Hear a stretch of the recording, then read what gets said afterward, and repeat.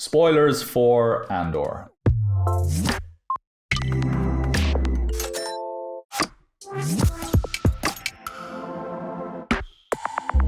Hey everybody, welcome to another episode of The Script Department. I'm John. I'm joined today by screenwriter Andy Dillon to have a chat about our overall impressions of Season 1 of Andor. But before we get into all of that, do make sure to like and subscribe. Emphasis on the subscribe part. It's a real help towards getting us to that magic 1,000. Also, don't forget, you can listen to us wherever you get your podcasts. Just search for The Script Department. And if you want to support The Script Department, you can, of course, buy us a coffee. Just hit the link in the description.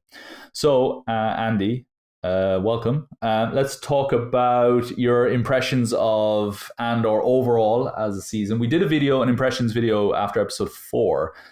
And I'll talk about kind of where I feel now in, several episodes since. What's your feeling on this show? How did you enjoy it kind of starting out? How do you feel about it now? Where are you? It's appropriate that the World Cup is going on at the moment, because for me it was a show of two halves. The Aldhani and Andor's origin, whilst enjoyable, didn't really match the impact of the latter half of the season. Whenever we got to the prison and the whole setup in Ferrex at the end with Marva's funeral, I just thought it was exceptional, absolutely exceptional. And the first half for me just took a long time to get going, but was still some of the best Star Wars that we've seen. Just a very specific Star Wars, very particular in how it was shown, in how it presented the world, and also more importantly, which I suppose is Tony Gilroy's thing, what it didn't show. The absence of lightsabers, things like that. The fact that most of the cast tended to be human, stuff like that. I really, really enjoyed about it. And so great show overall. First half didn't hit me as heavy as what the second half did, but when it did hit its rhythm in the prison section, I just thought it was exceptional, absolutely exceptional. Yeah, I'm pretty similar in terms of my feelings. When I did my talk after episode 4 with Marcus, we'd just come off Aldhani. He'd just been arrested, I think at the end of that episode, wasn't it? Oh, not at the end of the next episode where he's on holidays. I'm this weird Miami Vice. Yeah. It's got this very Miami Vice thing going on, and he gets arrested. I remember thinking, okay, this is all fine. There's nothing wrong with this, but I feel like I should have gotten more out of my 4 episodes at that point. Was it even? It wasn't. Sorry, it wasn't 4 episodes, was it? It was. No, I'm wrong, actually. Sorry, I'm wrong. Actually, yes, we hadn't even got to that point yet. I think I was like 1 episode into the Aldhani mission, I think, at that point. And I remember thinking, my plan was we were going to do like three reviews over the course of the series. And after that one, I said, okay, I'll just wait until the next batch of 3 or 4. And we just decided not to do any more reviews until the show was over, because I thought I don't have a grasp of what the vision for this show is. I have no idea what the thesis of this show is, other than Empire is bad, rebellion can be complicated. That was the kind of, and it's not a slight on the show. It's just normally I would have expected to have a better grasp of what the show is trying to achieve earlier in a property like Star Wars, or in a movie, in whether it's a movie or a TV series. So I was very thrown by the first half of this story, and we'll talk about the structure as well, because I do think the structure plays against it. And apparently that same structure, that kind of 3 episodes per story or per chapter structure, is going to be big in season 2, and we can talk about that as well. But by the time we got to the second half, I thought I was really blown away. The prison stuff, I thought, was some of the best, most intriguing Star Wars I've seen in a long time. And yet, at the same time, I wish he wasn't in prison. I wish he was out there in the galaxy. And again, I have absolutely nothing against it. You could give me a whole series that's just like this. That's just these people in these windowless quarters trying to get out. You could give me a whole 10-episode show about that with all those characters and all those actors, and I would just be in love with that. But I'm also thinking I want to see this rebel out there flying through the exploring the Star Wars galaxy and meeting up with others and so on. And so I don't know. Do you think the prison section was? Do you remember the equivalent? Whenever they had 24 episodes in a season, they would always have one which was just in one location with limited cast, just to be able to keep the budget down, and it was like a filler episode. I kind of get the impression that the prison was just that static set. They could save money in those 3 episodes, and then use that money in Ferrix and everywhere else that needed a lot of external location and CGI. Maybe that was the reason, but I just think it's Star Wars. I'm just. It should be, spared no expense, the John Hammond line. It's just like, that's all I think about, that's what comes to mind when I think about Star Wars and production, This is the same Tony Gilroy who was brought in to do reshoots on Rogue One, which would have cost a fortune, I mean, you could just imagine the cost on that. But again, it's not a criticism at all on the prison, because the prison scene, the prison episodes were the ones that turned me around. But at the same time, I felt, why are we in prison? Aren't they supposed to be trying to chase Cassian? And now he's locked up. Like, didn't they win in the end? Like, it kind of feels like they've won, And I know that's not the point. I know that's not the end of the story or the journey or anything. But it just felt like a very unusual left turn to suddenly have him get locked up for a long time, for a few months apparently, or whatever it is in the story. Or at least I could see. I could see what they were doing with the prison, in the sense that I think Gilroy has paid a lot of attention to the life cycle of a revolutionary in general. And 9 times out of 10, they do spend a period in jail, where they become more radicalized or whatever it may be. So I could see what he was trying to do. And I was, at that point, I was happy to go along with it, because I think the introduction of Andy Serkis just give that whole section something completely different. So much so that we can enjoy the prison episodes for what they are, but Andor it's kind of window dressing for some of those episodes. And Andy Serkis's turmoil and change and arc is very much driving those set pieces. I think that's one of my biggest criticisms, which I'm sure we'll talk about later, was that in some of those episodes, Andor is the least interesting part of them, and it's in the last half of the season, I don't care, if he's window dressing, that's totally fine. I'm interested in what's going on, but I think that's why I really struggled with some of the early stuff. And I think it is absolutely not Andor as a character, because I think he's brilliantly complex in Rogue One. To the point where I actually thought, do we need an Andor TV series? Like, I'm glad we have this show, but I'm also thinking, if there's any character that was well-rounded enough, for a movie, for a Star Wars movie, I mean, Andor is that character. I think it speaks volumes about his portrayal and Diego Luna's portrayal of him in Rogue One, that they felt, let's give him a show. He's obviously tapped into some interest. But anyway, yeah, no. But by the time he was, after the first prison episode, I was like, okay, this is really like scratching an itch now for me, and everything that was going on with Dedra and Cyril at that point, and it was just all really building, and Mon Mothma's story was becoming more like financial, the financial kind of struggles and so on. It was all just really hitting the right notes at that point for me. And yeah, by the end, I loved it. We did a review of Rise of Skywalker, great Hollywood rewrite episode for Rise of Skywalker, and I watched it again recently, and I enjoy that movie. But there's the moment where Poe and it's okay, it's fine as and there's the scene where Poe and Finn are trying to rally the rebels and they give some speech or whatever. And I thought, this is not Fiona Shaw talking about those bastards, like it is Fiona Shaw's speech, that hologram speech, that self eulogy, I guess, Yeah. it is one of the standout moments of modern Star Wars. It Exceptional. is special, like it really is special, and that is I think that audio. I think it was very fitting that it was a hologram, because I have a feeling if they're anyway smart about this, that recording, which is in that droid, Will travel the galaxy.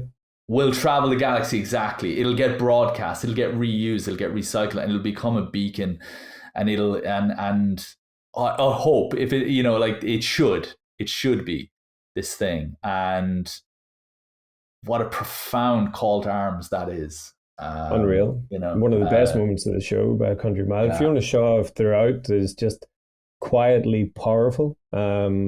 Steals scenes that she's in and doesn't have a lot to do, but still you're engaged and captivated every time she's on screen. But as you say, whenever that, even the life cycle of the character, that Marva becomes a brick, I just thought it was incredibly powerful. And the fact that Brasso clocks one of the stormtroopers with the brick at one point as well. It's yeah.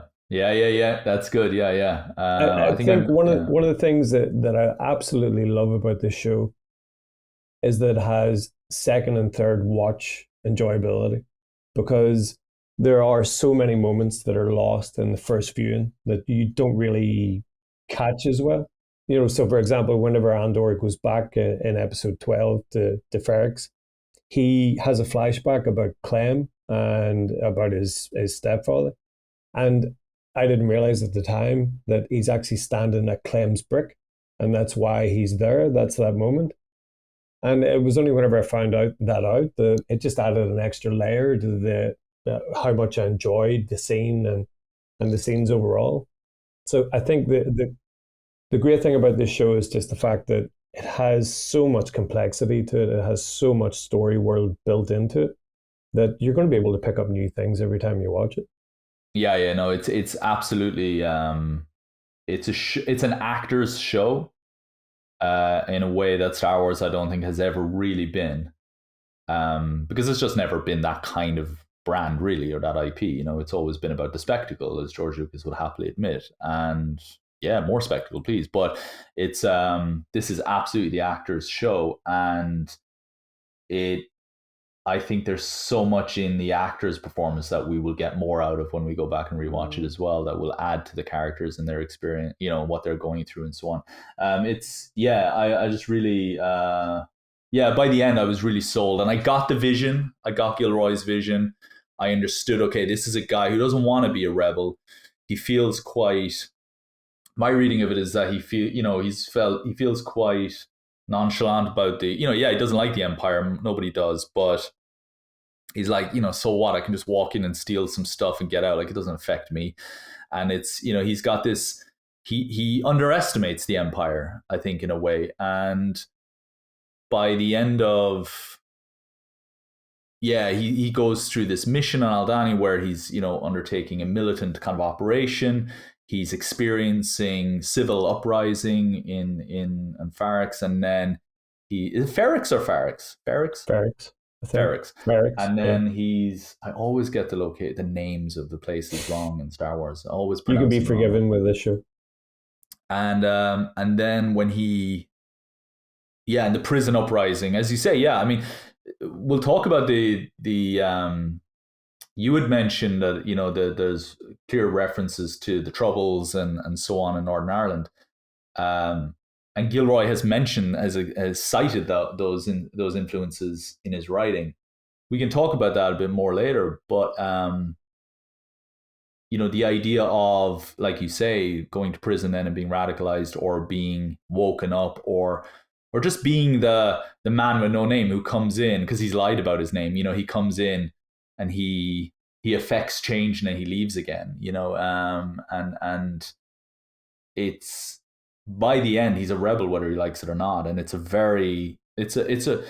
real awakening season. I think for the character. I think that kind of is the first pro. So I'm going to jump back and forth between kind of pros and cons of the show.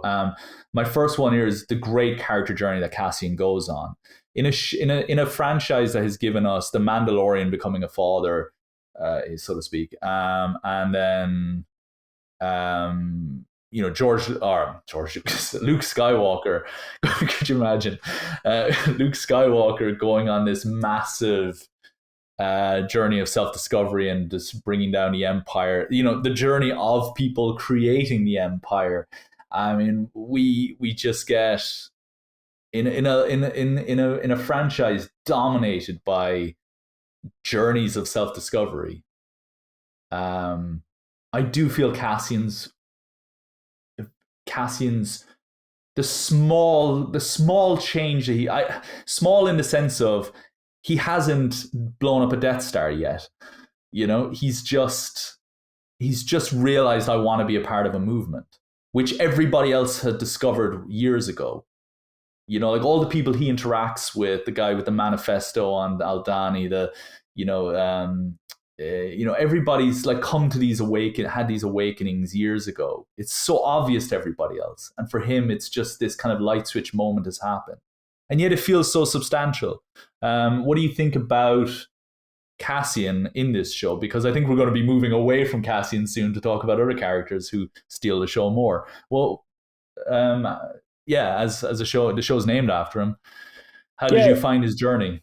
I think names is an incredibly important topic in the show because he spends so long not actually being Cassian Andor. He's Clem at one point. He's I can't remember his name inside the prison, but I thought that was maybe a creative decision that was tied into the fact that Andor has no stakes. We know he's going to die, and we know that he doesn't die until he dies in Rogue One.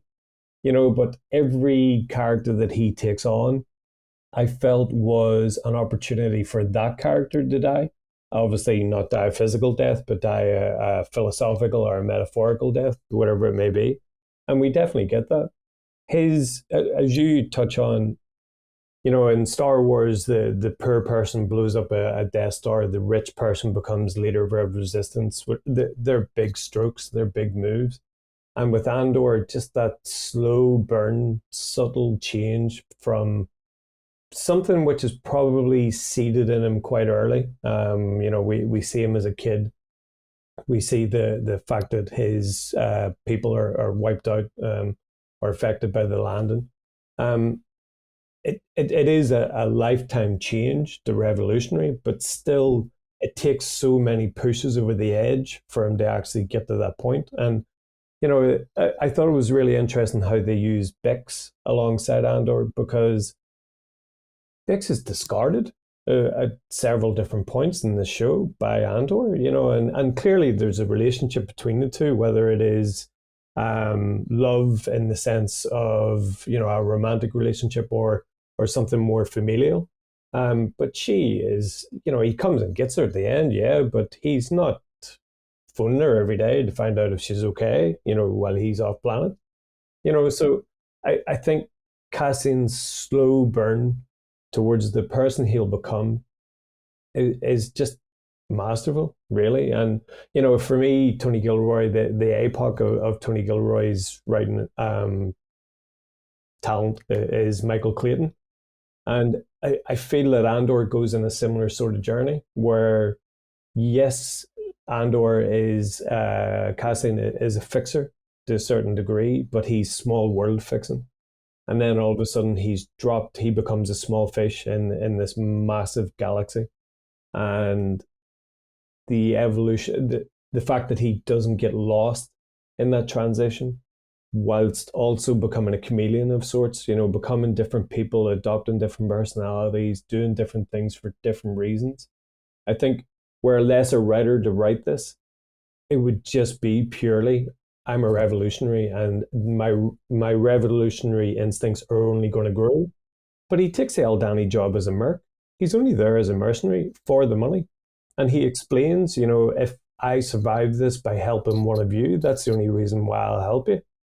And that's great that that Gilroy and the rest of the writers, if there were more, that they allowed him to be a bit of a shit at times. You know, he does shoot a dude in the face within the first episode, um, unprompted. It is murder, and you know it's interesting. I remember watching that and being a bit shocked, and then I remembered that Han Solo shoots Greedo in the face in New Hope, which obviously is retconned, but there's precedent within, you know, roguish sort of scoundrel characters shooting people in the face.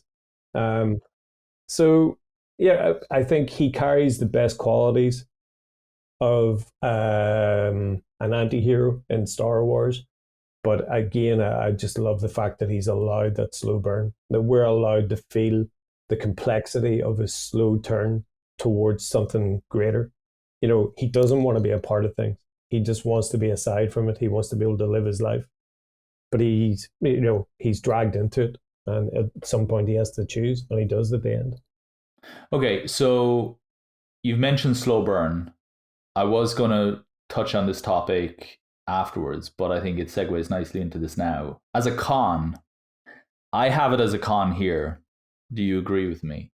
The 3-episode story structure per chapter, I feel it doesn't work as a fixed model, as a rule. It works for some, it doesn't work for others. I didn't feel we needed 3 episodes for Aldani. I didn't feel we needed 3 episodes for the initial 3 Ferrex episodes, because that was like a slow cooker boiling over the course of the season anyway. It wasn't like we were never coming back. Like I did ask Marcus at the end of, I think it was at the end of episode, are we ever going to go back to Ferrex again?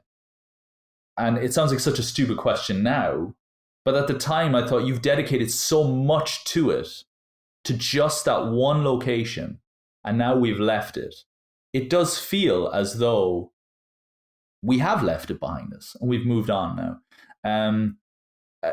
I feel like it made the episode slightly predictable. Like I knew that I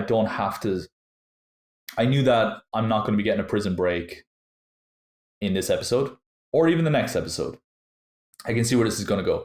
I assumed the Aldani raid would happen during the second episode of Aldani because I hadn't figured out what the model of the show was at that point. And then when I realized, oh, okay, they're doing this in batches of threes, I thought, okay, fine. But the thing is, they don't commit to that. You know, you got 12 episodes, so it kind of works out nicely. But they're not, because there's the downtime episodes, and then the last 2 episodes aren't part of anything bigger, you know. And so I don't think it works very well. I think just give the amount of time you need for each story. Don't commit yourself, don't lock yourself in. The reason why I bring this up is because this is going to be a model for season 2. He's talked about how originally there was going to be 5 seasons. There was no way they could end up kind of pulling that off because everyone would have aged out of Rogue One at that point. So they're kind of cheating by they're going to be doing like each 3-episode story in season 2 will be a year of the timeline apparently, or something like that, which I have reservations but also a lot of intrigue for, because I think that could be a very, very interesting way of doing it. But I think this unnecessarily slowed down certain parts of this season. What do you think? I don't know. Am I wrong? Or Yeah, no, I totally agree. I think the first half of the show, the reason why I was disengaged with it a bit was because I felt that the first 6 episodes could have been 3 easily without any loss of quality. I kind of feel that the original stuff, when we see Cassian as a kid, I don't mean to be disrespectful, but I kind of feel that was there to establish the fact that he had a different accent from everyone, you know, and that was really the emphasis of the point, that he came from a different place to everyone else, and that's why he is different. So I think the first 6, the Aldani raid, it took so long to get going, and I enjoy the slow burn of his character, but at the same time, there were a lot of moments that we spent looking around different places and chatting to different characters that that just didn't really have an effect on the overall momentum of the episode. I had more of a problem with the construction of the characters in the Aldani section, because a lot of the Empire were people of color, and a lot of the people that died were people of color. And I don't think for one second in today's world, and especially in a corporation like Disney, that they are trying to say anything provocative there. I think that's just been, we've cast this guy as a character, this character dies. That's just the height of it. But at the same time, whenever a show wears its politics on its sleeve, when it's so open about its politics, then I think the death of so many people of color, I think you have to step back and go, maybe we should change that up. Maybe we should, make that guy who dies, that key character, white, just for this section. Not the first Star Wars show that has had that issue, by the way. Yeah, sure. Yeah. Of course. I've had that conversation very recently, actually, yeah. And, so getting back to the central point, I think those 6 episodes could have easily been 3 without any sacrifice whatsoever. I think the fact that we have this sprawling narrative which takes in so many different routes of story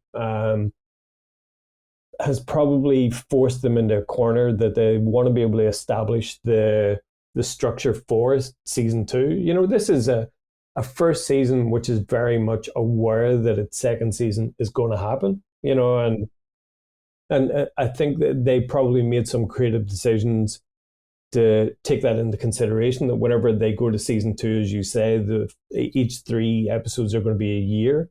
Well, that's quite a lot of detail to fit into the year. It makes me think of For All Mankind, which is on Apple TV, which has considerable time jumps both in season and out of season. And that works well. So I can see season 2 having that narrative and allowing that structure to really, really work. But in season 1, whenever we're just getting to know the origins of the character and we're on this heist, which really, for all intents and purposes, is quite flat and I found quite boring. It didn't need to be that way. So I definitely would have kept them as 3 episodes. I'm going to pitch you an idea, right? So you open on the club, Andor goes in there, and he's using an Imperial ID to kind of push his weight around so that they will talk to him and tell him information about his sister. And Luthen is in there sitting down waiting for his Imperial contact, who he hasn't met yet, who we obviously learn later on in the season. And he thinks it's Cassian. And when Cassian gets discovered, Luthen kills the guards to protect Cassian. So Cassian hasn't taken a life yet. That's going to be a profound moment that will happen later on. And he's like, crap, you're not like, and you've seen my face, but you clearly have a knack. Like, how did you get that guy? Like, that's an office, that's a high-ranking officer's ID you just stole. How did you do that? Did you kill the man? You've never killed anybody in your life. How did you do this? I can make use of you. I've got a mission. And I need to get rid of you because you've seen my face. If you get caught for doing this, for having stolen this ID, like, you could easily give me up just to get out of jail. Smash cut to sometime later, he's on Aldani, and he's been there for like a month, and they're waiting for a supply drop or something to come in, or they're waiting for the go-ahead from whoever. And Saw Gerrera is leading the mission. And it's like a suicide mission because Saw Gerrera is a madman. And he'll survive, but half the crew are going to die. And Cassian knows that this is like, oh crap. This, like, no wonder he sent me here. He doesn't expect me to ever come back. No one ever comes back from Saw's missions. That kind of thing. You build up this idea. And Cassian is the one guy who manages to pull it off. And it's just, and then he's off. And that's, and you can do your 3 episodes on Aldani, intercut with your boiling pot on Ferrix, without needing 6 episodes. And you just smash cut us to the point. Like, we don't need to see him escape anywhere. We just need him to be in that mission, learning the ropes of what it is to be a rebel. Because that is the point of this show. So yeah, I think like there is such an easy solution in there, coming in late. And And then you can obviously decide what to do next. Like, and he can get arrested later on for stealing this ID, and it can be like, actually, you have no idea what I did last month, but actually, I don't know. I feel like there is such an easy way. This brings me to my other issue with this, where I do feel that all the ingredients are there for a real, like, thrilling spectacle that also has those masterclasses in characterization that we just talked about. I think Saw Gerrera could have been using Aldani. And even if it was a case where we can't afford Forrest Whitaker, we can have his men. Like, it can be his men that are running the show. So at least there's just some more cohesiveness. It's not just a group of, Mon Mothma could have had some connection to Cassian in season 1, even if it's to do with the money. Like, they've just stole a boatload of money, and like, her cousin is a cousin, right? Yeah, Vel. Yeah, her cousin Vel is sitting on a stash somewhere that's going to get used something. Imagine if Mon is like, I need that money. Like, loyalty to family is more important than loyalty to the cause. I need that money. You're going to get me out. Look, it's going to go back into the rebellion anyway, but I just need it right now. And like, she's immediately like on Luthen's kill list at that point, or something. Like, I'm imagining at some point that's going to, there's going to be some tension between the two of them. I think out of anybody, Mon Mothma is the last person who will say loyalty to family is more important than loyalty to the cause, because she sells her daughter up the river. I know, yeah. In the worst beat, in an otherwise fantastic character journey. She, that doesn't sit well with me in any way, but she is absolutely about the cause. And, like Cassian, she's almost, I think she's reluctant. Maybe she's an opposite of Cassian, in the sense that he's reluctant to get involved, whereas she wants to be involved. But his reluctance draws him in, whereas her intention to be involved almost starts to push her out, where she becomes a bit of an issue. Yeah, the louder you are in the meeting, the less chance you are getting invited back to the next meeting. Yeah, and I can totally see there just being these rifts happening, but I feel there's such a disconnect between different ideas. Like, you've got Bix, this woman who's being used as bait by the Empire on Ferrix, and yet he's looking for his sister. Why couldn't Dedra have found the sister and used her as bait to lure out Cassian, bring her to Ferrix and lure her and use her as bait? Like, why was he at that club? Interrogate the club owner. Why was he at that club? He was looking for his sister, or he was looking for a woman. Do some investigation. Oh, it turns out he has a sister. Okay, boom, boom, boom. And you can imagine that happening. You can imagine, Saw Gerrera talking about Cassian to Luthen afterwards, that, he saved a lot of these men here, by the way. Don't be so quick to kill him off, that kind of thing. And you can imagine Mon Mothma saying, I need money, Vel. You're sitting on a boatload of payroll that is, where's it going otherwise? I mean, it hasn't even been mentioned ever since. It's more the insult of the theft rather than the actual value of the money itself that seems to be the problem for the Empire.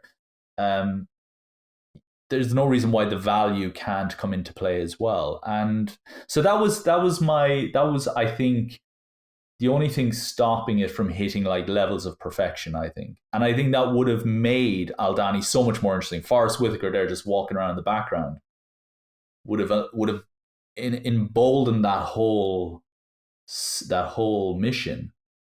Because, it's his backyard. I mean, every time Luthen goes to see Saw, he's in like some, he's hiding under the rain or something in the shelter, and it's like, it does feel like you could just be back in Aldani for those scenes, Yeah, I don't know. Mon Mothma, you could remove her from the whole show. No.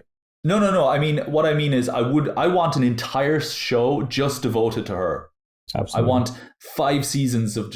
I want to know how she becomes that almost traumatized woman that you see in Return of the Jedi, where she like can't even. She's just got that like million-mile stare going on, thinking about all those Bothan spies, which is, in hindsight now you're thinking, yeah, it's not really about just those spies. It's probably all the spies who've died, and it's just like, this is a woman that has seen terrible things in her time over the last few decades. I want an entire show just dedicated to her, no problem. But I do think, like, if you're talking about killing your darlings as a screenwriter and all that, you could remove Mon Mothma from this show, and it wouldn't affect Andor's journey Cassian's journey in any way. Mm. And I think the show is called called Andor. It's not Rebels. It's not a live action version of Rebels. It's not. There's no mandate that says every character has to be represented in this. Every rebel has to be represented in this. Like Star Wars Rebels, you expect to see Leia pop up in that. You expect to see Mon pop up in that. There's no mandate for that in a show called Andor. You could just keep it about Andor. You could just have the whole first season of him in prison, breaking out of prison. It would be great. So that's my issue with it. Long-winded rant here, but that's my issue with, in terms of the ingredients. All the ingredients are there. I just wish there was a bit more cohesiveness, where they're all kind of being bound together a bit more, where I have to have Mon Mothma in this show, not because it's going to play into something in season 2, but because it's doing something in season 1. Yeah. The ratings weren't big for this show. Mm. There is no reason why Disney have to renew it. I know they will, but if the mission is just, how does he become a rebel? Well, this is it. Yeah. You can now just watch Rogue One now and it'll make sense. It's not like we're missing anything there. We're just missing a few years. We're not missing anything in terms of there's enough dots joined now to get us to Rogue One. Yeah, there are. We don't need a season 2, desperate. I want one, but we don't desperately need one. Mm. So you need to, I think they need to work harder on making these characters more essential. Yeah, I definitely, as I said earlier, I definitely feel that this is a show that's been created fully aware that it's going to get its second season. That it's almost, we don't need to address this right now. We can address this in season 2, so we'll just leave that off to the side. And I think he's done such a good job of creating interconnectivity and showing that anything that's set up is paid off eventually. I think we are feeling the tendrils stretch out from season 1 into season 2 right now, with Mon Mothma, with with Luthen's journey.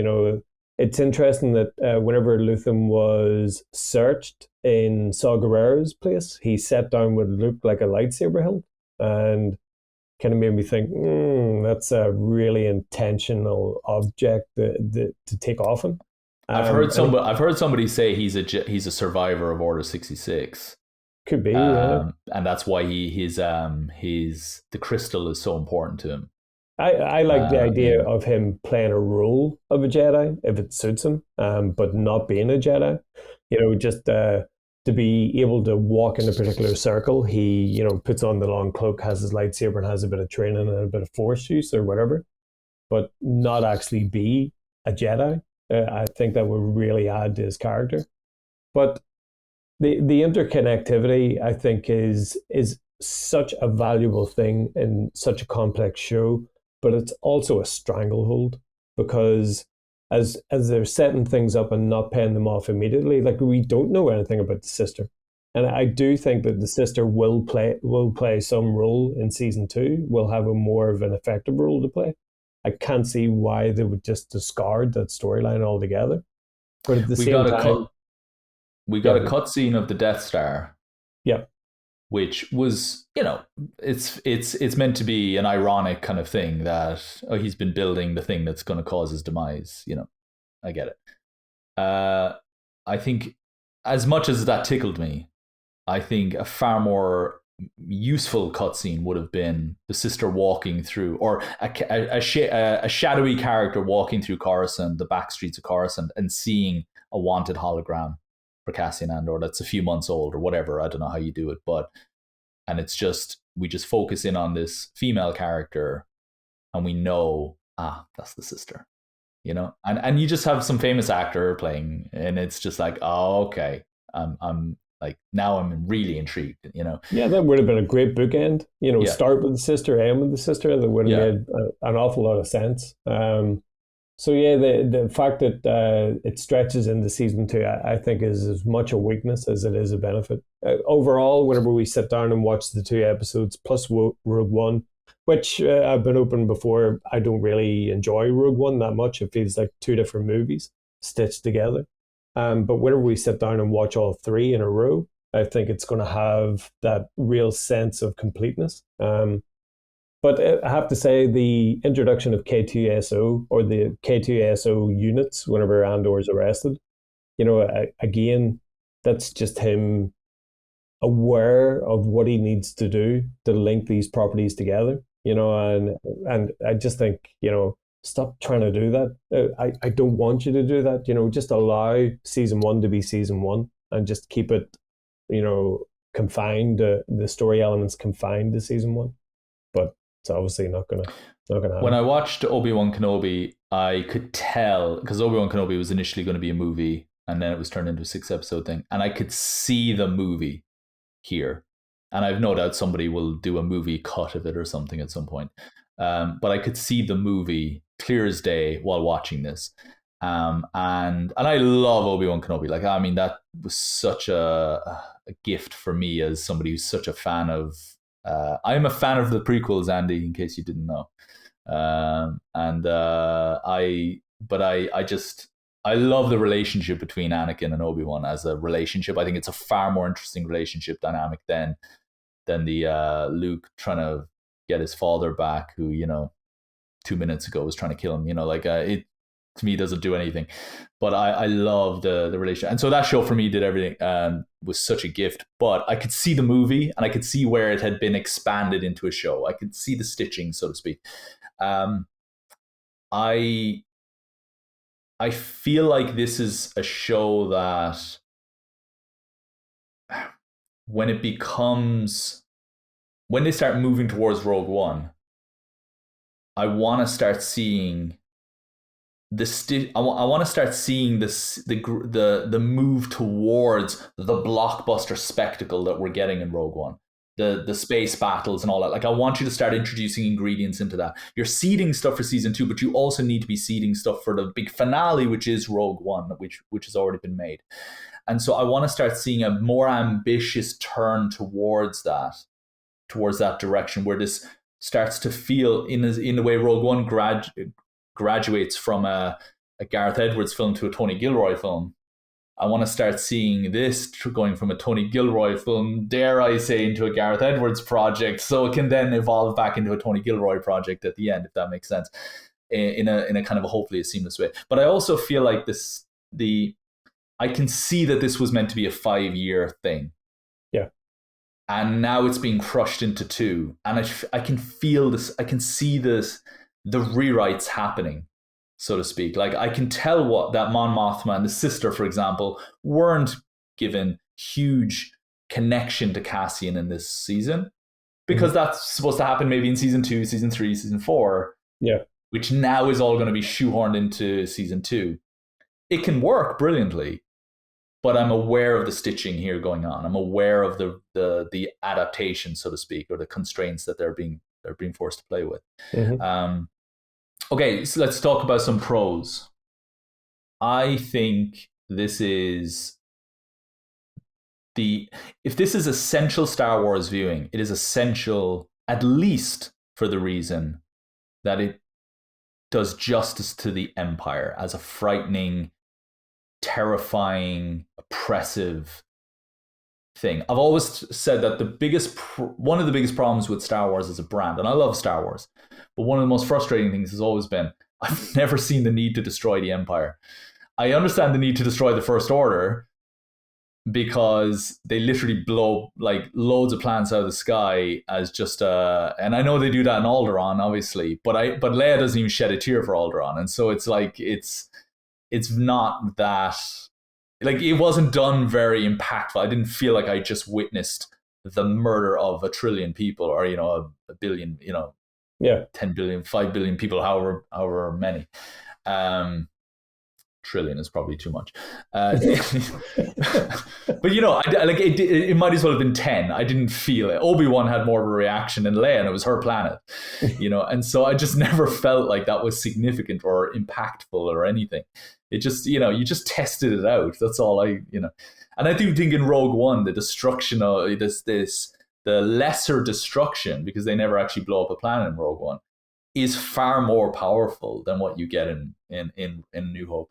So it's only in recent years that I've started to see and feel the Empire as this real threatening thing for the average human being. If I'm a moisture farmer in Tatooine, am I really that threatened by the Empire? Probably not. I don't know. Maybe there's taxes or whatever that I'm not aware of, or some intimidation going on, but I'm not seeing it playing the screen work. I am seeing it now properly in this film, in this show. I get it. I like the uprising on Ferrix is an important thing to see, because, and I know Star Wars Rebels does touch on this, but Rebels is meant to be for young audiences as well. So it's never going to move into the Game of Thrones dark levels of oppression that we're getting. This doesn't move into that either, but it definitely moves in the right direction. And it definitely sends the message that, we have to stand up to these guys. Mm-hmm. And that's a really, really long overdue trick that they've pulled off here. Yeah, for sure. The banality of evil. The fact that there is a guy whose job it is to count paper clips in the destruction of a planet with a massive planet-sized gun is fantastic. Absolutely amazing. I love the repetitiveness of the pods that Cyril is sent to work in. The office floor that he's sent to work in is just, it feels like it could be, it could be an Office Space style movie in its own right, and we would enjoy seeing it. The bureaucracy that goes on to be able to sign off on someone being hunted or someone being killed or arrested, or even the thought out process of the construction of the prison, the boots that the Empire wear, and the fact that they don't have to have a lot of people, a lot of guards in the jail to look after the people, because they're all isolated, they're in separate containment areas. I thought the consideration that was given to the Empire, as you say, is the most it's ever had. And what scares me is the simplicity behind it. I'm not afraid so much of, I love to see the spectacle of a super Star Destroyer coming in, but it gives it a weightlessness almost, whereas the weight of Dedra making a decision that's going to impact a town like Ferrix, grant them the permit. Permit? What is this, town council meetings now? Are we, what are we into? Event management? Is there an event management company that is, employed to do this in the Star Wars universe? But all that has its... Yeah. The streamlining of such useless information, and to weaponize that and make it become something which is really impactful. I thought it was great. Well, I said this in my impressions video early on.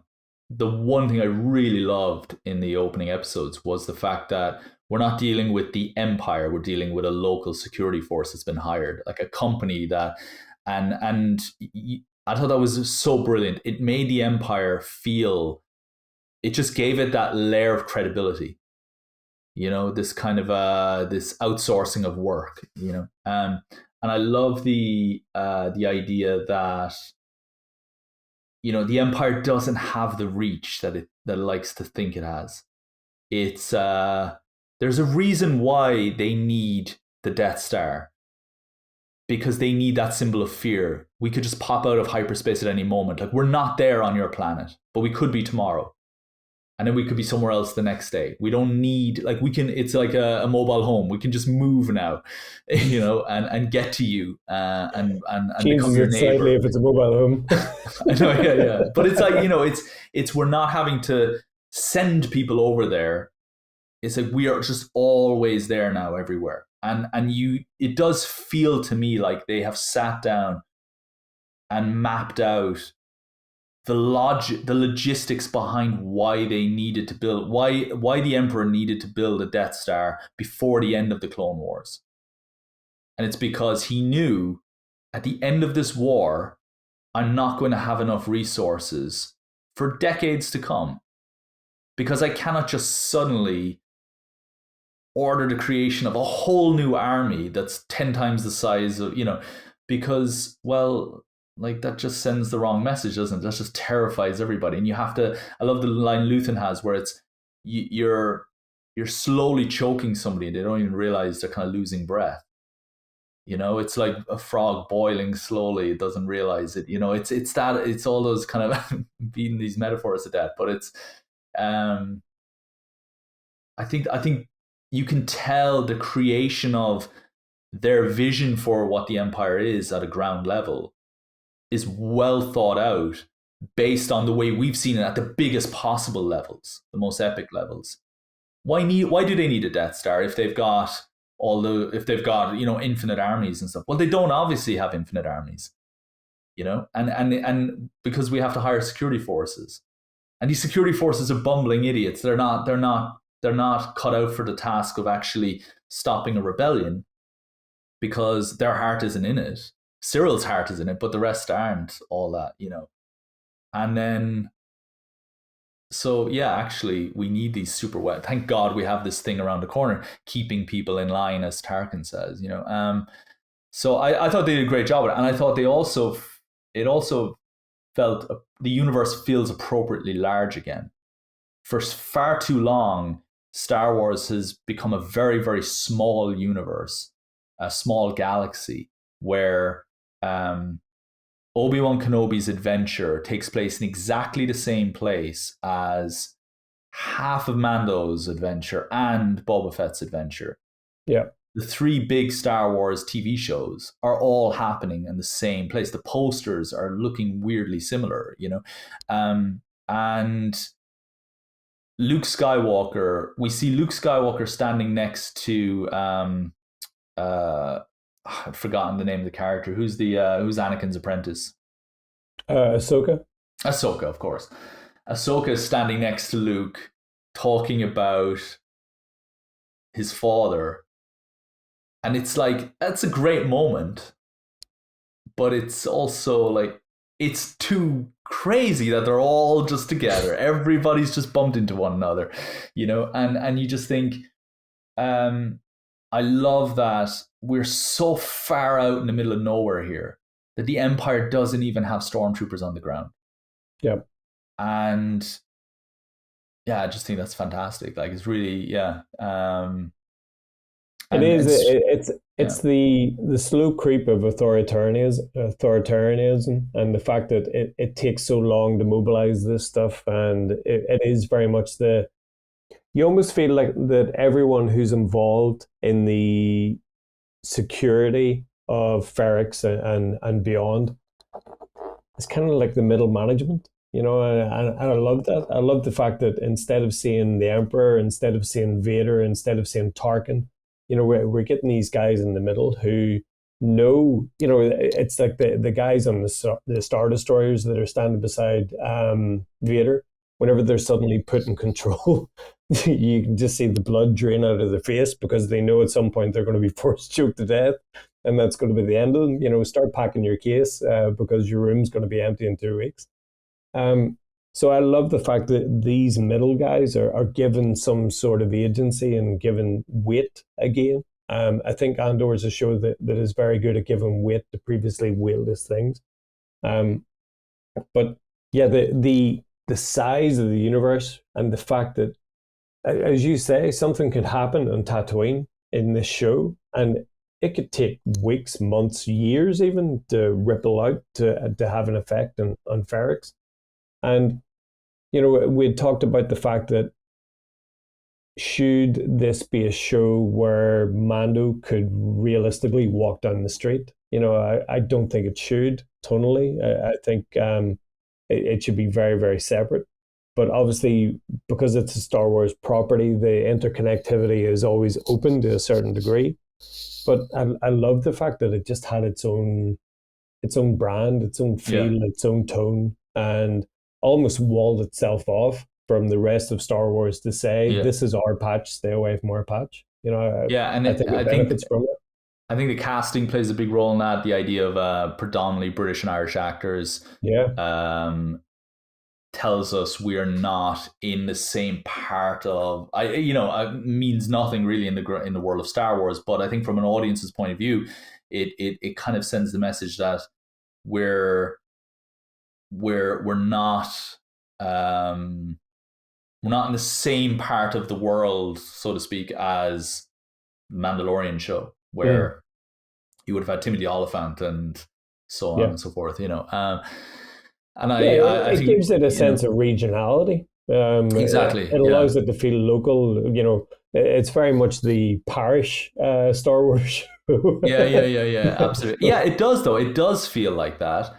Uh, because of that funeral sequence at the end of Yeah, yeah. it feels like this. I've been to the funeral of a person that lived down the road, Mhm.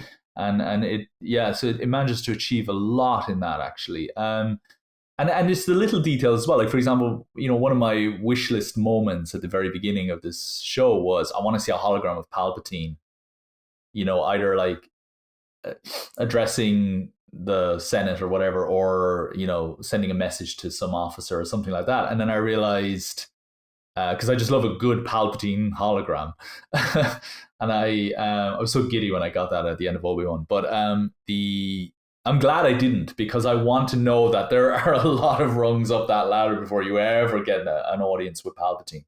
I want to know that people will spend their whole lives in service of a man they will never even see.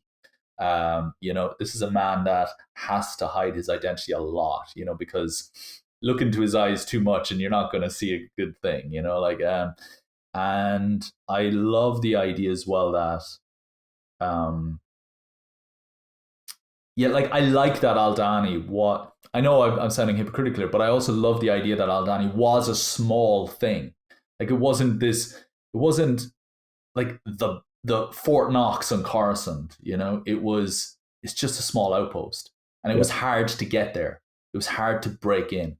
People died, which means imagine how hard it must be to steal Death Star plans. Hmm.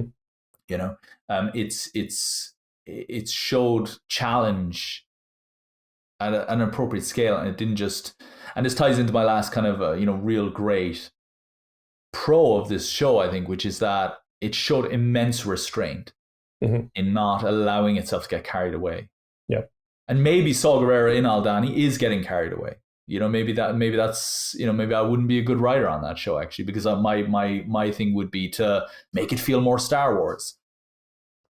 I don't Yeah, know, but wasn't that the central note for Rogue One? You know, isn't that the reason why Gareth Evans got fired originally? Because they he was upfront and honest. At least this is my understanding. He was upfront and honest and said, "I want to make a small Star Wars movie. I want to keep it personal. I want to keep it tight." And he created, you know, the opening of Rogue One is Mads Mikkelsen on the planet, and Ben Mendelsohn's character comes, and there's a small cast, and there's not much going on, and he created the film equivalent of that, and then Disney and Lucasfilm seen the cut, and they were like, "This isn't Star Wars. We're going to get killed. We need Star Destroyers, or we need space battles. We need this, that, and the other." And that's the point where Tony Gilroy was brought on board. I might be misunderstanding this, but I'm pretty sure that that's what it was. So it's funny that you said earlier about going from Gareth Evans to Tony Gilroy to Gareth Evans to then finish with a Tony Gilroy flourish in Rogue One, effectively. It kind of feels like that's what's needed at this point. That, you know, we've had the small thing that was made bigger. Now we have the big thing which is made smaller. The evolution of this is going to be really interesting, I think, in season 2, how they're going to box it all off. I think that's a really wonderful way of capping off this discussion actually, and making us want more. What do you want in season 2? I want more of Dedra. I want She's Dedra. incredible. I didn't say enough about her. She's incredible in this. Sorry, Unreal. continue. I think Yeah. I want her to acknowledge the fact that she gets a complete bum note to end her character journey on in the last episode. The fact that she says, I should have said thank you, I should say thank you, felt wrong. It made me feel uncomfortable. The whole thing between her and Cyril in that moment. But I want more of her. I want her ruthlessness just to be built upon. And, I was really worried at one point that she was going to be a double agent and she was going to be revealed to be a sympathizer or something like that. So I'm really glad they stuck with her character. I want to see Mom Mothma get her hands dirty and really start to feel the effects of what it is that she's doing, because she's very much a character at 3 removes from any sort of impact whatsoever. She gives the money to a thing which starts an operation which leads to death and destruction that hopefully will overthrow the Empire. That's great. But I definitely want to see her with blood on her hands at some point, metaphorical or literal. I want to see the female characters are pretty well served in this, but I want to see them have a bit more impact. Cinta is very one note.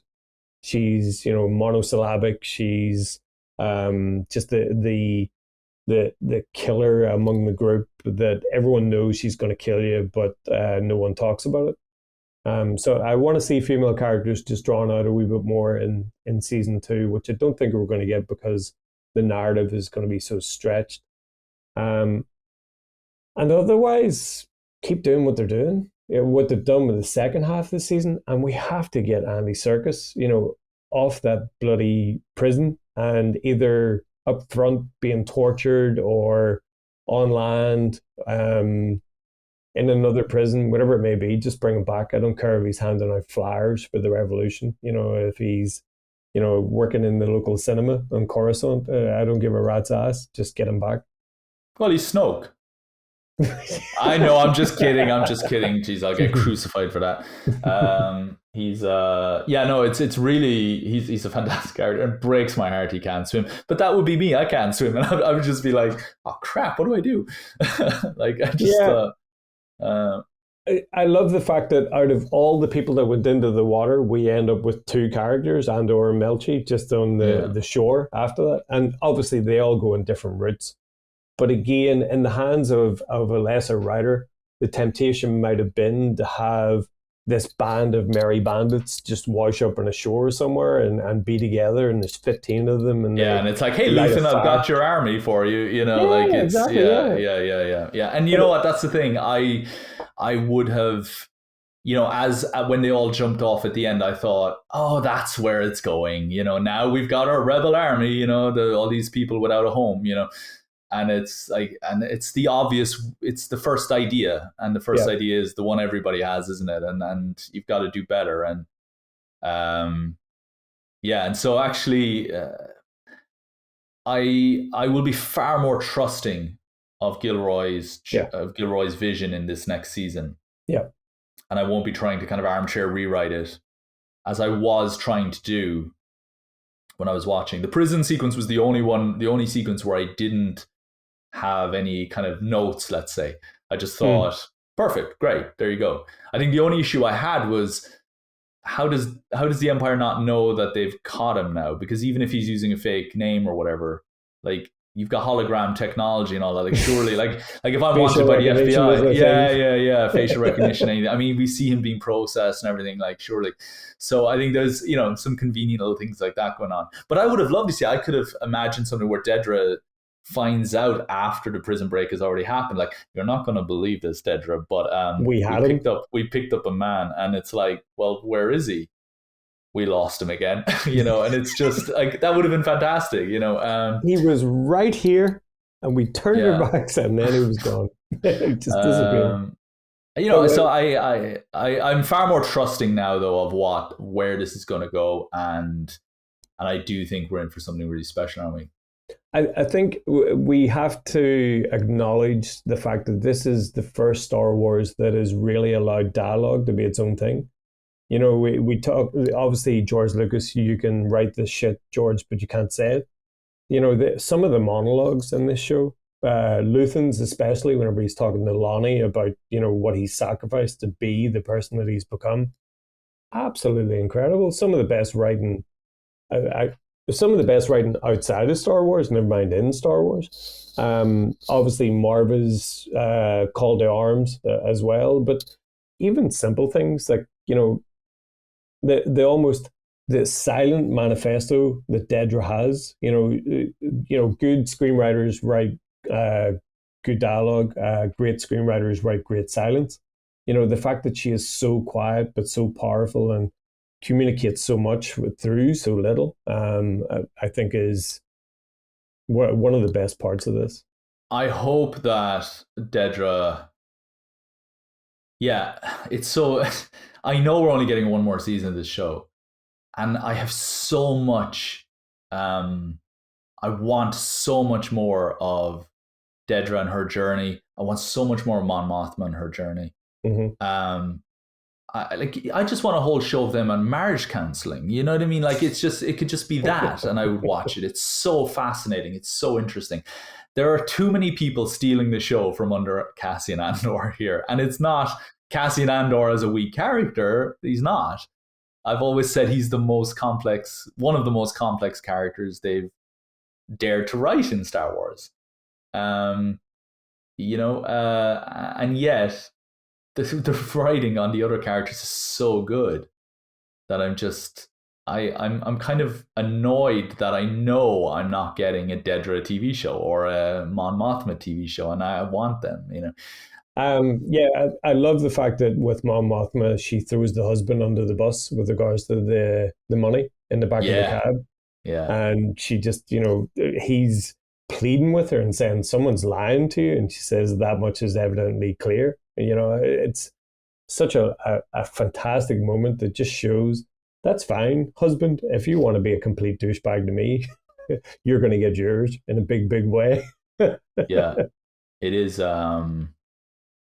I wonder, is there more to their marriage? I wonder, is there more to their relationship? Like, was this something that was arranged so that, like, as in, like, we had a deal, we had an understanding, you needed me, and I'm getting mine out of it, but don't be annoyed if I'm spending a lot of time with my friends over here and not, I'm not always putting on a smile for you, that kind of thing. Like, I wonder, is there something here that's making the husband far more rounded? And the daughter resents, like, she has lost her daughter, so to speak, because the daughter doesn't understand the reality of this family dynamic, and that it goes beyond just, I don't know what my mother really gets up to, but it's actually, there's a reason why they're not in love with each other, and it's because maybe they were never in love with each other, and this is a very, very mutually beneficial thing to hide what she really does. Like, he could very well know what she's doing.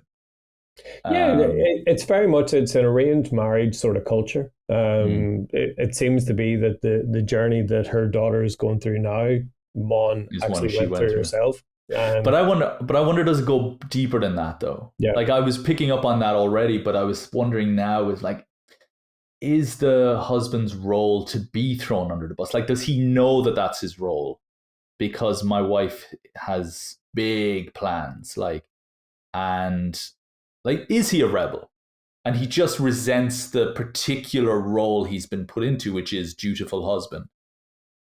I think there's a lot of interest there that, where you could see him kind of making a similar speech about sacrifice, where you think it's, you were kind of presented with this idea that it's like Mon has had to sacrifice her independence, let's say, or whatever, to be married to this man.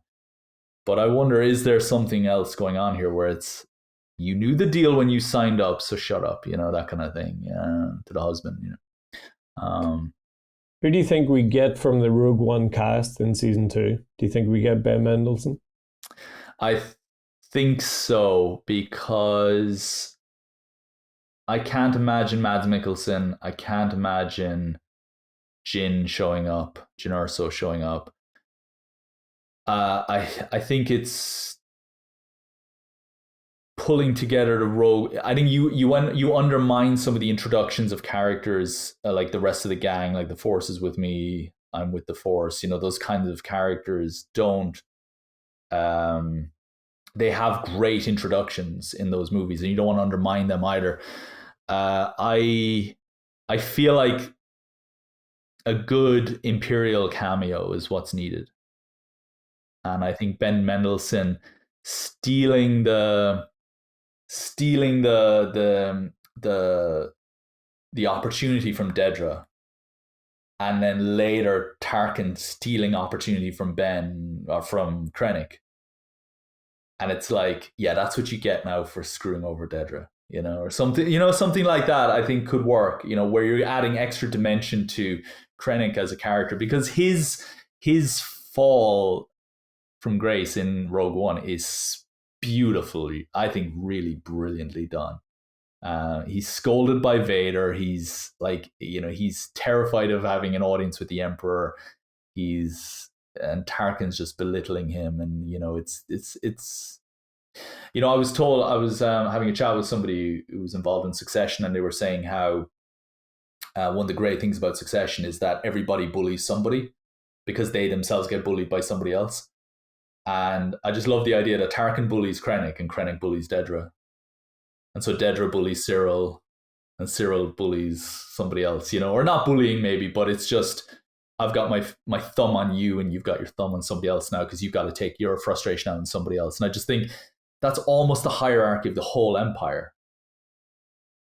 Of course it's going to collapse, So I don't know. I feel like that would be a really good way of doing it. Yeah, I want the episode where Dedra comes home after a busy day, blowing planets up, to Cyril, cooking dinner and with his apron on. How was your day? The mother has moved in as well. And she's like, how long more is she going to be here? Just that kind of, with that look on her face, it just is like anger, always frustration on her face. It's brilliant. Yeah, but I want an origin story for B2 EMO. Is that his name? B2. What, the small little toolbox on wheels, is it? The astromech that has never ever been seen before. That model in any way, shape, or form. Where did he come from? What is he? Toolbox on wheels is the description of every droid in that universe. But this guy literally looks like a toolbox on wheels. I am interested to know how he gets replaced by K2SO. Because he's clearly going to get replaced, or Cassian is eventually just going to say goodbye to him. And I wonder, actually, is his role to broadcast on the loudest possible stage Fiona Shaw's message, and he gets destroyed because of that. Like they actually just destroy him in that moment, like the Empire, but not before he spreads a call to arms out to the galaxy. I mean, that could be a good way for him to go out. You don't create a character with a stutter and then just discard him. That character is there, has an emotional sort of quirk that it's going to be exploited. He's a droid who struggles to speak. Of course, he's going to say the loudest thing. Yeah.